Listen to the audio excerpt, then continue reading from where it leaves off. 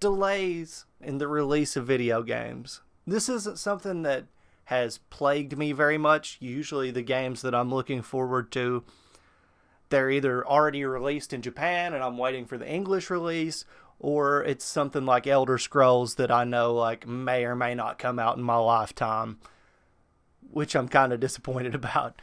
But luckily, like Cyberpunk, that was understandably a crazy situation for a lot of people, and I understand why they might have been like, what the hell's going on here? This video game keeps getting delayed. But there are a lot of things going on in the world, and I guess that makes a little bit of sense as to why they weren't able to get it out when they thought they were going to. In fact, we've seen a lot of delays in many forms of entertainment as things have just been super crazy. But I'm interested to see Scott's takes. He's hilarious, and this video just came out a few days ago, so I'm looking forward to getting into it. Let's see what Scott has to say about video game delay. Hey y'all, Scott here. It is laundry season. Seems like everybody's cleaning their clothes these days. I'm not one to go against trends. I'll do it. Okay, I did clean my pencils out with this, so it might not be ideal for the gears. Well, while I wait for that to heal up, why not tell a story to pass the time? This is the story of a brown-haired white boy with glasses. Guess who? Is it you, Scott? Day, he decided to talk about video game delays. Want to hear some useless shit? Video games are funny. They take 12 years to develop and they stink. You ever announce a video game and its release date of yesterday when you only have like 8 minutes of work done? Well, you're a video game company. Looks like you need a delay, a cold hard fact every studio has to face at some point. Nothing kills the mood more than that for fans, but it's a necessity. Rushing a game just means the developers are going to be scrambling and the consumers are going to get garbage. It's almost always a good thing when a delay occurs, even if it stings a bit. But, as somebody who watches the video game industry like a hawk, I can sense things. My 5 senses are at dangerous levels. You ever see me taste lemonade? If you pay attention enough, you can always tell when a delay's about to happen. If it just doesn't seem right, the game will come out that quick. It's impossible. Like, we've barely seen anything. Studios refuse to comment on the game's status. The development building burnt down. Something's fishy here. Now, there's a difference between games that get delayed and games that languish in development hell. Development hell is more so games that just take forever to get made, while games with numerous delays, I mean, they take kind of long, but come on, it isn't that bad. Take, for example, Mighty Number 9. No. This is a game notorious for the amount of delays it experienced, but when all was said and done, I mean, it only took roughly 2.5 years to release from the initial announcement. The way most people talk about it implies it took forever to come out. Well, in dog years, yeah. No, what really annoyed people about Mighty Number 9 was the amount of delays. See, they started a crowdfunding campaign for a spiritual successor to Mega Man and decided to offer players a whole country if the game got funded, plus a Wii U version. Due to the sheer success of the campaign, they kept offering stretch goals. So if we reach this amount, we'll tuck you in, and if we reach this amount, we'll spit on your foot. That made the game more complicated than necessary to develop. What once was a game that was supposed to release in April of 2015 became a game set to release in September 2015.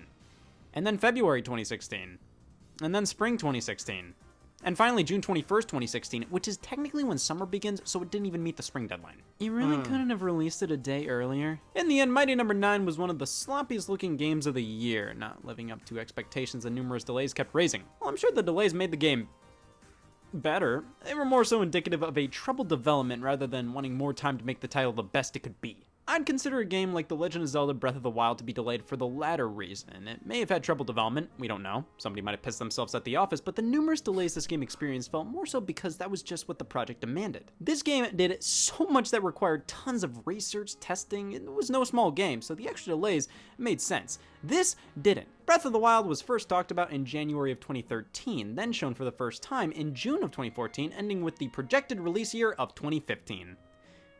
Was that really necessary? Did you just have to say, oh yeah, it's coming next year? Wasn't the teaser enough? And they were pretty adamant this would release in 2015, even affirming it during a gameplay demo in December 2014. But then that brought us to March 2015. If you ever seen Nintendo employees stand like this, fucking run. To be fair, Eiji and Numa stated here that while it was probably possible for the game to release in 2015, they just had so many new ideas they wanted to cram into the game and preferred just not focusing on trying to meet a 2015 release deadline. The thing was, they never said it was delayed, they just were making a 2015 release their priority. Well, that means there's still a chance, right? Well, yeah, but God hates Nintendo fans, so it makes sense.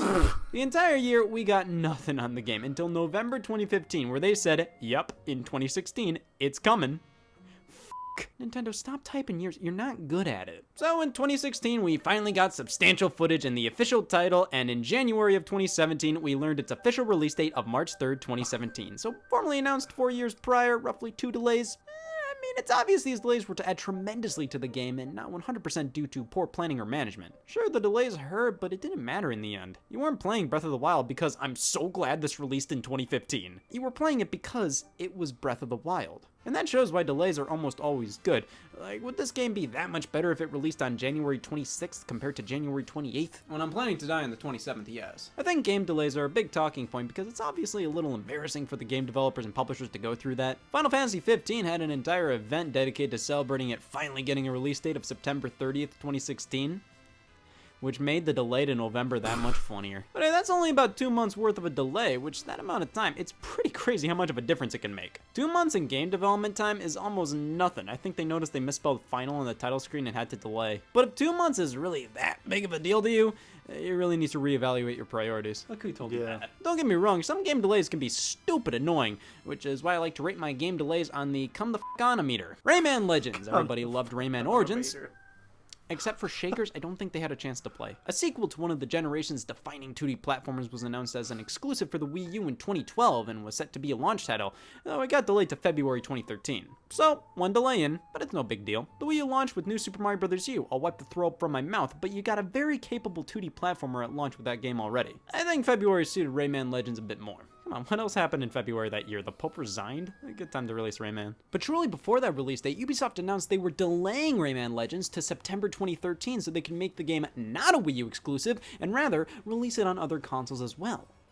Oh, come the f*** on! So Ubisoft decided it wasn't a good idea to make Rayman Legends exclusive to the Wii U because their other exclusive Wii U title, Zombie U, underperformed. Listen, yeah, multi-platform's the way to go for these developers, I get it, but reconsidering if Rayman Legends, a family-friendly 2D platformer, should be exclusive to the Wii U, mainly because an M-rated first-person survival horror game didn't do as well as you wanted, I feel is a little bit super fucking stupid. But then Ubisoft acted like everybody loved when Rayman Legends was announced, but when all these fellas heard it was Wii U exclusive, man, the PlayStation and Xbox gamers, they were sad! We can't let them not have this game they probably don't care about! Well, the game was done in time for the original February release date. Ubisoft forced Wii U owners to wait 7 months to play this game, just so PlayStation 3 and Xbox 360 owners could play it at the same time. See, that wouldn't be so bad if Ubisoft didn't constantly release games during that era that came out for Xbox 360 and PlayStation 3, but not the Wii U. Oh, so when PlayStation 3 and Xbox 360 owners are disappointed that a Wii U game is only coming out for the Wii U, well, let's rip it away from Wii U fans and give them what they want. When Wii U owners are disappointed a PS3 and 360 game isn't coming out for Wii U, well, what did they expect? They bought the Wii U. They ended up releasing the game on September 3rd, 2013 for PC, PS3, Xbox 360, PlayStation Vita, and Wii U. Yeah, delay the game so you don't release it on a failed console to release it on 2 failed consoles. It didn't do that well at launch, and honestly, it makes total sense. Wii U owners were ready for Rayman Legends in February. I mean, there was nothing else to play in the first half of 2013. I think a good chunk of early adopters of the console would have jumped on it if it released in February. When you release it in September, all these games were coming out not only for all platforms, but on Wii U, we had Pikmin 3, Wonderful 101, Wind Waker HD, Wii Party U. Rayman Legends could have had a few months all to itself, and I guarantee you it would have garnered more attention. Instead, it sort of got lost in the shuffle because they delayed it, which in my opinion is one of the few examples of a delay sort of backfiring. I don't think it entirely did. The game was great, it just released at a busy time. I would have recommended releasing the Wii U version on time in February, then releasing the other platform versions at a later date. There was speculation that Ubisoft couldn't do that because Microsoft had a policy where multi-platform games have to release the same day or earlier on Xbox platforms, or just straight up can't release on Xbox at all. I don't know, I've seen numerous examples of that not occurring. I don't really know why Rayman Legends would have been treated differently like that. I think it's ready. Might as well test it out by cleaning some forks. There are some studios that almost always delay their games. If a release date seems too good to be true, it is. Rockstar originally revealed that Red Dead Redemption 2 was coming in holiday 2017, and then first half of 2018. It released in October. Grand Theft Auto 5 was delayed. Grand Theft Auto 4 was. The original Red Dead Redemption was. You'd think they'd learn not to set a date, but it's almost a tradition that certain studios and franchises delay their games, like with Zelda. It's almost like every single home console major 3D Zelda title has been delayed in some way, shape, or form. And then there's Spore. Don't be like Spore. Delays can infinitely raise expectations. If the developers have so much more time, this better be the best game it could possibly be. I now have nothing to do in 2007, Spore! I think that's what happened with Mighty Number 9. I mean, all those delays and this is what we got? Crowdfunded indie games have it rough in this department. They almost always get the release dates pushed because there's only like, what, 4 people working on them? But because they're crowdfunded, because they receive donations ahead of time, there are loads of people that expect the world from these games. Sure, Shovel Knight received over $300,000 and was delayed a few times and came out phenomenal, but $300,000 isn't a lot for a game. It's insane they were able to make it on that budget. So for people to look at Kickstarter games as if they're expected to live up to being delayed numerous times, I don't know. I mean, we know what the budget is ahead of time. If anything, that should set your expectations better. But no, these games are often scrutinized the most for delays. But when Final Fantasy Crystal Chronicles Remastered took 2 years to come out, not as many people bitched. I found that to be pitiful. This is a remaster of a GameCube game announced in September 2018 that was set to be released a year later. That's already sort of pathetic, but it got delayed past January 2020 and finally released in August of 2020 and was dog shit. But of course, my favorite game delay is Donkey Kong Country Tropical Freeze. It was announced for November 2013, got quietly delayed to December 2013, and then Nintendo said they needed more development time, so they delayed it to February 2014, and the developer said, "We don't know what they're talking about, the game's done." It was obviously pushed because, kind of like with Rayman Legends, having Donkey Kong in February gave it time to breathe and be the only talk of the town. I remember people acting like Nintendo really f***ed up again because Donkey Kong Country Tropical Freeze was coming out in February. You really thought Nintendo was doomed because you couldn't play Donkey Kong in December? Did you really think that was gonna push the Wii U over the edge with the new PlayStation and Xbox launching around the same time? Yeah, this might have Need for Speed, but the Wii U has a Donkey Kong game coming out in December. Any other month, I wouldn't give a fuck. I do believe many overreact to delays. I think it's more than fair to be disappointed, but there's obviously more good that comes from delays most of the time. Even when nearly all the examples I gave fucking stunk. But come on, I mean, ooh, Persona 5 was delayed a bunch. Doom Eternal, wasn't that supposed to come out in November? Duke Nukem Forever, I'll shut up. Video games require more work than nearly any other form of entertainment, and more problems pop up randomly. Bugs, glitches, design flaws, new ideas are too easy to not throw into a game midway through development, so developers are like, let's add this. Though it'll increase the development time as a whole by a lot, that doesn't happen nearly as much with any other medium. It just makes sense that games get delayed. They're too complicated to not get delayed. And yeah, the idea that you now have to wait another month or two to play a game you really want to play, it's kind of lame, but that gives us more time to play all the other games that released 30 years ago. Cyberpunk got delayed, I still have yet to play Dino Ricky. I think while many artists strive under having a deadline, having too strict of a deadline can obviously negatively affect the end product. Most games can release at any point in time and they'll be fine. Of course, games like Pokemon, well, they have to come out at a certain time because of all this other merchandise and media tie-ins releasing to coincide with it. That makes delays hard to do, but if you even have to entertain the idea of one, it's probably in your best interest to do it. Because Family Feud on Nintendo Switch really needed it. Did you really have to release it when you did? This is horrible. Well, after numerous delays, I've decided to cancel the laundry, but don't you worry. I think everything will work out just fine for our brown-haired white friend. Game delays are inevitable for all developers, and most of the time, I think they're highly respectable. It takes guts to admit, hey, we need more time. And sure, some are annoying, most are definitely disappointing, but in the end, I think most delays are for the best. It's not like real life where pushing something off till later will get you in deep trouble. Huh.